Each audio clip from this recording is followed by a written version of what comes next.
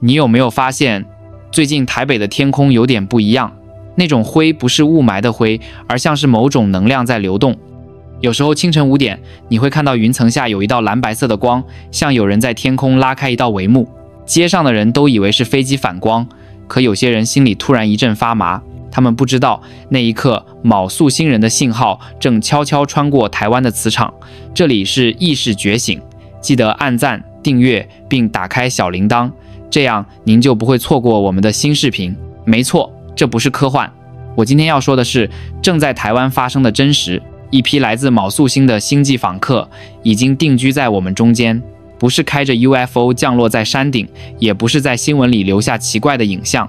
他们像普通人一样走进巷口早餐店，排队买豆浆、烧饼，甚至会和你聊天气。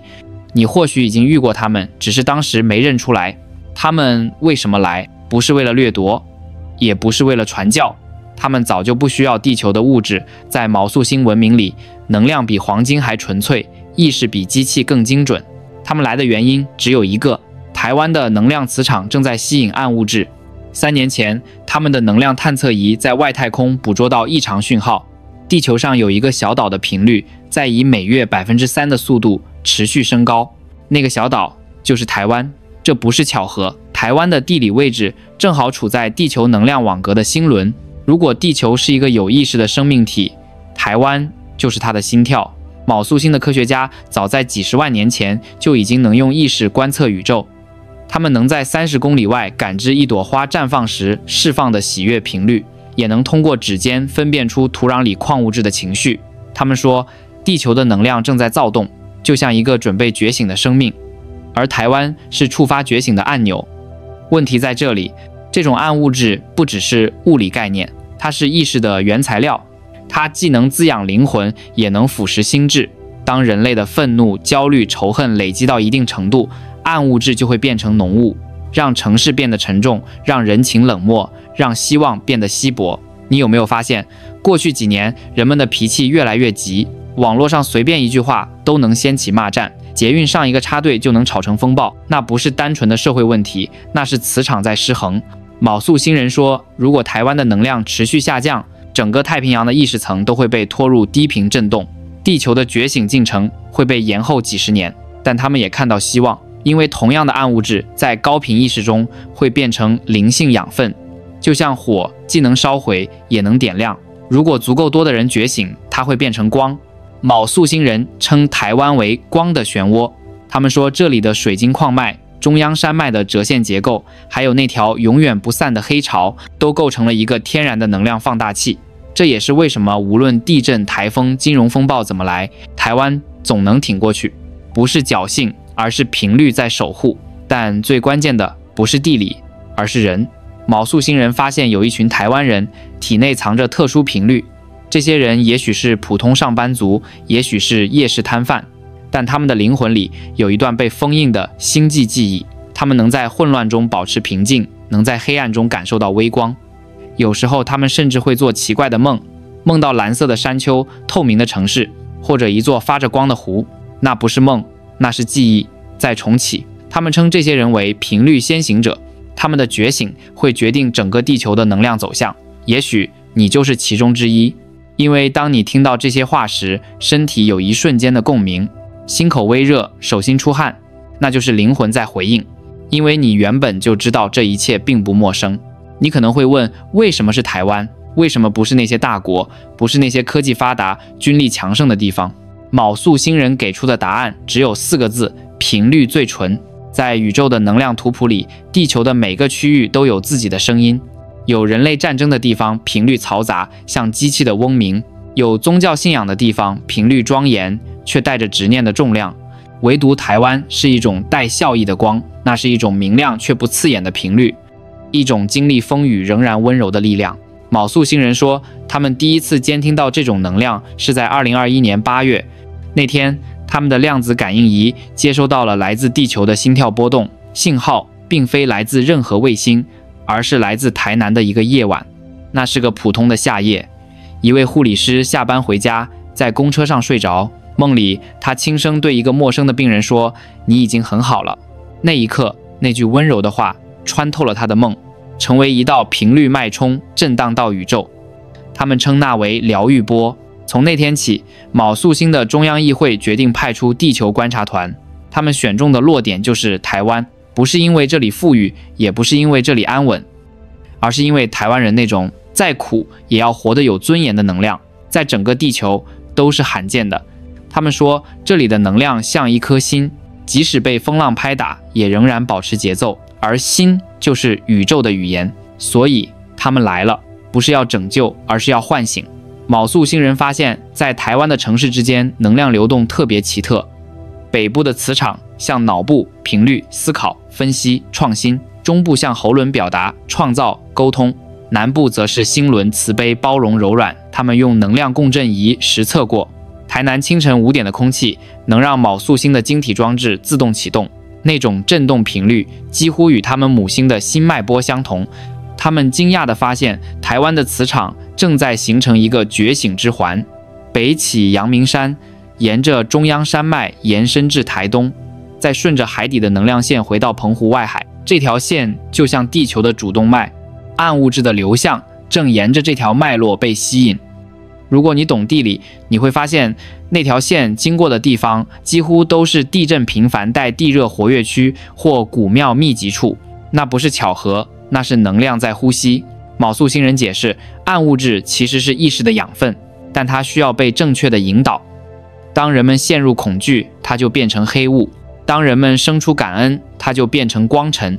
它们不能替我们清理这些能量，因为宇宙法则禁止干涉一个文明的成长，但它们能唤醒那些已经准备好的人。你有没有发现，有些人很奇怪，他们在喧闹的人群中总能保持一份清醒，看似孤独，却从不寂寞。他们对金钱、名利的兴趣越来越淡，反而开始关注心灵、能量、宇宙这些话题。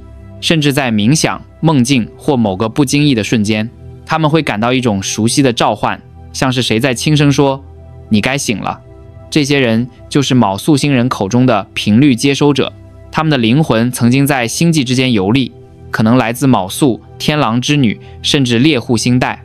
他们带着任务降生在地球，忘记了一切，却保留了感觉。那种感觉像是夜晚突然想抬头望星，像是明明没学过能量疗愈，却能在触碰别人时感受到温度流动。卯宿星人说，那不是幻觉，那是记忆的回声。他们还发现一个更奇妙的现象，台湾的能量节点之间会不定期的共振。比如当台北有人在夜晚冥想，高雄的某个孩子可能在梦里哭醒；当花莲的修行者在山里唱诵，台中有人突然心跳加速，莫名想流泪，那是因为你们的能量场在连线。卯宿星的资料记录中，这种共振现象被称为群体觉醒。当达到一定数量，整个岛的能量频率就会跃迁，科学上叫临界阈值，灵性上叫升频。这就是他们的目的，让台湾成为地球的频率心脏。但故事还没完，他们预警说，台湾的磁场变化太快，如果意识层跟不上频率，会出现集体晕眩。你有没有注意到，最近很多人说脑雾、失眠、焦虑、记忆下降，医学解释是压力，其实那是能量不同步。卯宿星人称之为灵魂晃动期，就像电压不稳时灯泡闪烁，身体会疲惫，情绪会敏感，但这不是坏事，而是觉醒前的征兆。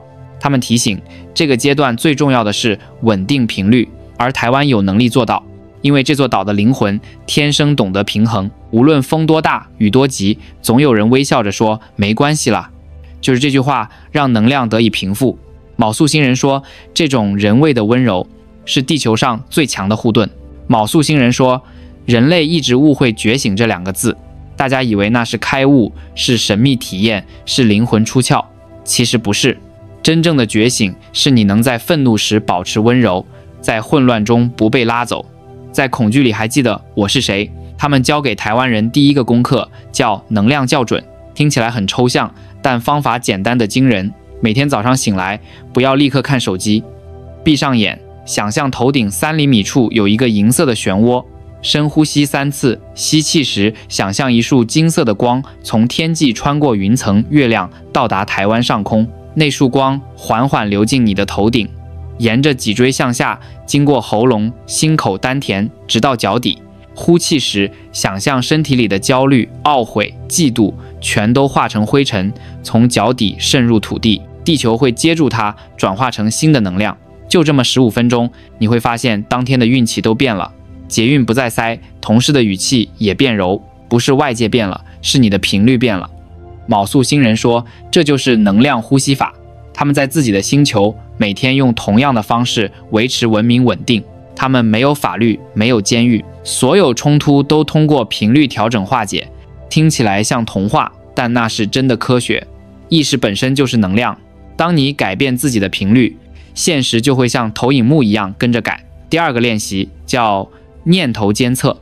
他们说，暗物质对人类的想法比雷达追飞机还灵敏，每一个念头都会在宇宙留下痕迹。你每想一次感谢，就像在暗物质的海洋里投下一颗水晶，光线会被放大，让周围的人也莫名感到温暖。你每想一次抱怨，就像丢下一块石头，溅起的浑浊会遮住光。他们建议一个小动作，每当你要开口说话时，先停3秒，把注意力放在胸口。如果那句话让你心口发紧，就别说；如果它让你心口发暖，就说出来。久而久之，你的气场会变得干净，人们会自然喜欢靠近你，甚至连动物都会对你更温柔。卯宿星人笑着说，宇宙不听你的嘴，听你的频率。第3个法则是3人共振，这是一种惊人的现象。当3个以上高频能量的人聚在一起，他们的光场会自动形成一个金色三角，这个三角能净化半径50米内的暗物质，就算只是一场小聚会，也能改变一个街区的能量。你可以试试，找2个你信任的朋友，在咖啡馆角落或公园长椅上，不说话，只安静坐着，右手掌心朝上，放在膝盖上，左手掌心朝下，轻放在右手背上。3人同时呼吸，想象心口有一团光在跳动，3团光慢慢汇聚成一个发光的三角形，悬浮在你们头顶。几分钟后，你会感到一股轻盈的暖流，甚至会听见空气在颤动的声音。那不是幻觉，而是暗物质在被净化。卯宿星人说，这种人类自发的能量协奏是他们最惊叹的事。他们在自己的星球也常这样做，但从未见过像台湾人这样容易同步的族群。他们称台湾为光之岛，说这里的灵魂互相熟识已久，只是暂时忘记。接着他们给出第4个提醒，慎用愤怒。他们说，愤怒是宇宙最锋利的能量，它能穿透障碍，也能毁掉系统。如果你能在愤怒中保持觉察，那股能量会变成极强的推动力，他们称之为神性火焰。一个例子是2022年高雄的一场社会运动，当群众情绪几乎要爆发时，一位女孩走上台，只是深吸一口气，然后对着人群说，我们冷静一点。短短4个字，让那场潜在的暴乱静了下来。卯宿星人记录下那一刻，说那股频率像一道光，瞬间冲破了整个南台湾的能量层。那不是偶然，那是觉醒的力量。他们还提到一个关键现象，灵魂共鸣。当台湾的集体意识频率达到某个点，整个地球的磁场都会跟着震动。他们的量子探测仪记录过1次这样的波动。2024年2月，台北市清晨6点到7点之间，暗物质粒子浓度下降了8%。原因是什么？那天台湾有超过20万人同时祈祷、静心、唱诵。那1小时，全世界的磁场曲线都微微上扬。卯宿星人称那一刻为地球心跳的共鸣。他们相信，只要有足够多的人维持高频状态，暗物质的流向就能被逆转。换句话说，只要1%的台湾人觉醒，就能带动整颗星球的频率跃迁。听起来夸张，他们给了数据。在他们母星上，当0.8%的居民达到和谐振动，整个文明进入集体意识阶段，再无暴力、无疾病、无恐惧。那是他们来地球的原因，教我们做到同样的事，而这一切正在发生。你最近的情绪变化、梦境、身体意象都不是偶然，那是灵魂在调整频道，就像收音机在找信号。只要播到对的频率，你就会听见宇宙。卯宿星人说，真正的危机从来不在地震、海啸、病毒或战争，那些都只是外在的显化。真正的危机是人心频率的崩塌。当恐惧成为日常，当仇恨比理解更快传播，当孩子在长大之前就学会了防备，暗物质就会在城市上空凝结成云。他们称那为意识阴影层，它让人越来越难感受到爱，也让地球的觉醒速度减慢。但奇迹的是，台湾的光还在。卯宿星人说，地球的能量图上现在只剩7个区域还保持正平，而台湾是其中之一。更惊人的是，他们测得台湾的能量共振在过去12个月内提升了将近38%，那不是玄学，是实测数据。他们的量子能谱仪在玉山、阿里山与鹅銮鼻之间探测到一股螺旋频率，那频率在上升，像心脏在加速跳动。他们说这是地球准备觉醒的信号，可问题是暗物质还在靠近。卯宿星人监测到它正沿着太平洋板块边缘，顺着能量网格汇聚到台湾附近。那些粒子不是物质，而是情绪的投影。地球上每一次集体的愤怒，每一次焦虑、恐慌、战争，都会生成新的暗粒子。它们没有形状，但有方向。现在它们被台湾磁场吸引而来。听清楚，这不是灾难，而是一场考验。就像蝴蝶破茧前必须忍受挤压，如果台湾的能量场能稳定下来，它就能转化这股暗流，成为照亮整个地球的光。卯宿星人称之为临界转化点。他们说，时机就在2026年前后，这2年将决定地球灵性文明的方向。他们不干预，不操控，他们只是提醒，你们的选择会决定未来。听到这里，你也许会笑，觉得这一切太神了，像故事。但想想，为什么越来越多人开始关心能量、冥想、情绪频率？为什么越来越多台湾人宁愿慢一点、温柔一点，也不想再争？为什么你最近总感觉有东西在推着你变？这就是共振。卯宿星人说，当你听见这些内容时，说明你的灵魂已经上线。你不需要加入什么团体，也不需要做什么仪式，只要你在日常生活中多一点觉察，多一点感恩，那股能量就会自然流动。他们甚至给过一个预言，当台湾有100万人同时在同一天内心怀感恩的祈祷、微笑或做一件善事，暗物质的流向会反转。那时天空会出现一束垂直的光，不是闪电，不是幻觉，而是一道从宇宙降下的能量柱。那是卯宿星与地球连线的通道，像银河的血脉重新通电。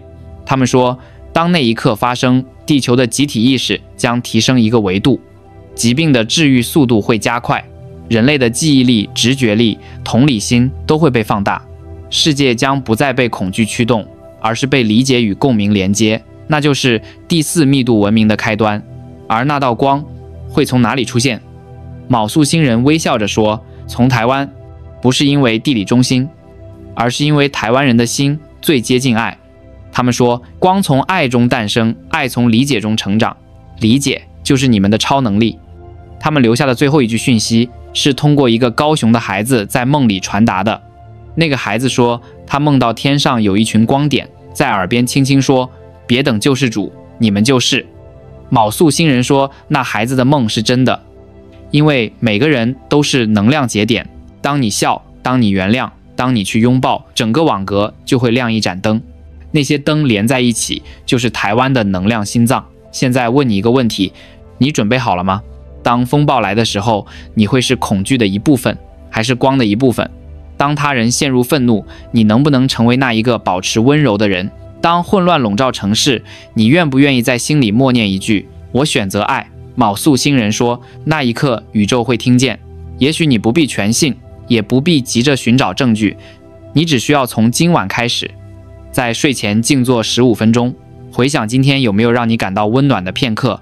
一杯茶，一句问候，一场雨，一个拥抱，那就是能量，那就是觉醒。台湾不需要成为强国，它本来就是光，它的温柔是护盾，它的信念是火焰。卯宿星人说，当你们选择相信，暗物质就会臣服于光。所以当你下次抬头看见夜空，看到那一簇微蓝的星光，请记得，那不是遥远的星辰，那是家，那是你灵魂的故乡，正在回望着你。深吸一口气，让那束光穿过心口，你会听到一句话，欢迎回来，光之子。